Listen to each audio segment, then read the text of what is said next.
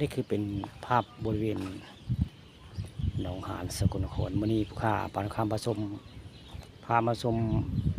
หนองหานนะแล้วก็สะพานสวยงามพี่น้องสะพานปูนนะเขาเจ้าเฮ็ดอ้อม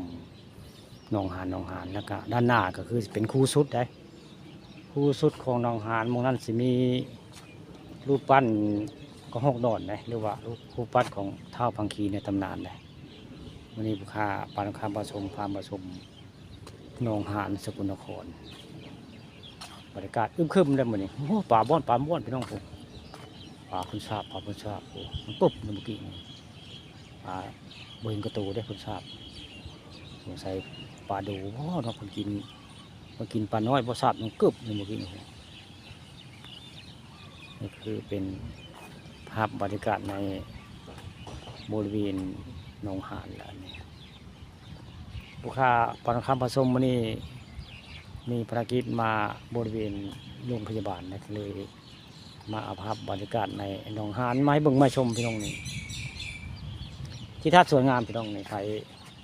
อยากมาเที่ยวหนองหานก็มานี่แหละพี่น้องนี่สิมีคูสุดมีต้นไม้ได้ก็เจ้าถมคูนเข้าไปได้เป็นสถานที่ท่องเที่ยวของชาวจังหวัดสกลนครละมงนี่ข้างหน้าก็สิมีท่าเรือได้ท่าเรือให้คนไปเที่ยวเกาะดอนสวรรค์ก็ไม่ไม้พี่น้องนี่อาจจะไปเที่ยวเกาะดอนสวรรค์ก็ไม่ไม้กันนี่ละมาขึ้นในเรือในศาลาริมน้ำทางหน้านี่ละจะมีศาลาอันหนึ่งได้แล้วก็มีเรือจอดอยู่ได้ถ้าอยากไปก็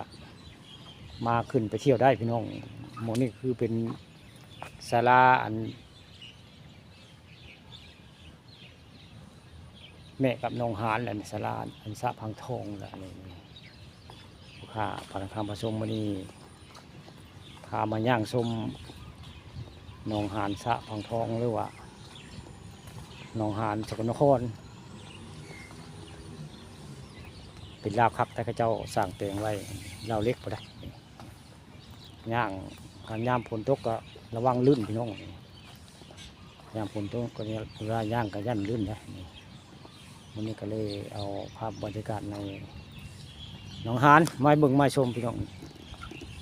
บรรยากาศอึมครึมในวันนี้ทำท่าคือฝนตกวันหนึ่งได้ทำท่าคือฝนตกวันหนึ่งเบิ่งแล้วก็ของตองเศร้าวันนี้อันเนนี่ก็มีได้อันจอกนี่ก็มีได้ผมจอกกันหลายได้มีจอกอยู่ในบริเวณหนองหานมีจอกได้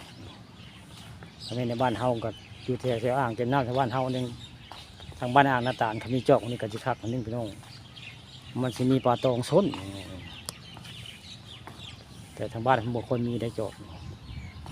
มันเป็นงัวควายกินพี่น้องอันนี้มันหนองหานเนาะมีงัวควายมากินมันก็เลยหลายเด้นกกระห้องในนกเขาห้องผมบริเวณริมหนองหานสกลนครนั่นแหละศาลาทั้งหน้าสีส้มๆเนี่ยพี่น้องคือเป็นมองขึ้นไปเที่ยวเรือไปเที่ยวเกาะดอนสวรรค์เนี่ยไปกลับไปฮั่นละไปขึ้นเดี๋ยวฮั่นละ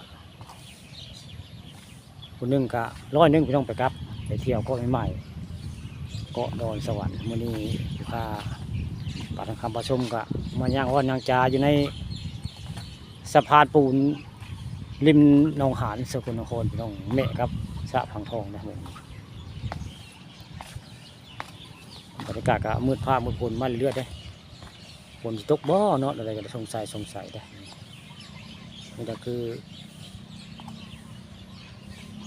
ริมหนองหานนี่แหละใครอยากมาไปเที่ยวเกาะดอนสวรรค์กันนี่แหละพี่น้องเพื่อจอดเตรียมพร้อมอยู่ได้2 โมงเขาเจ้าได้เขาเจ้าสิเปิดทำการไปเที่ยวเกาะดอนสวรรค์คือเวลาก็2 โมงเช้าขึ้นไปต้นไปได้ใครยังมาไปเที่ยวเกาะดอนสวรรค์อันนี้เด้อพี่น้องเด้อมาขึ้นได้ศาลานี่แหละศาลาสีส้มนี่แหละนี่สิมีเรือเตรียมพร้อมจอดอยู่ได้เรือพาไปเที่ยวเกาะบ่ายเรียกว่าเกาะดอนสวรรค์ไผ่บุกเห็นกะเรือนี่แหละจะพาไปพี่น้องนี่ไปกลับ100พี่น้องนี่กลับ100ได้ไปเช่าเมาลำกับผู้เดียวก็500ต่อคนพี่น้อง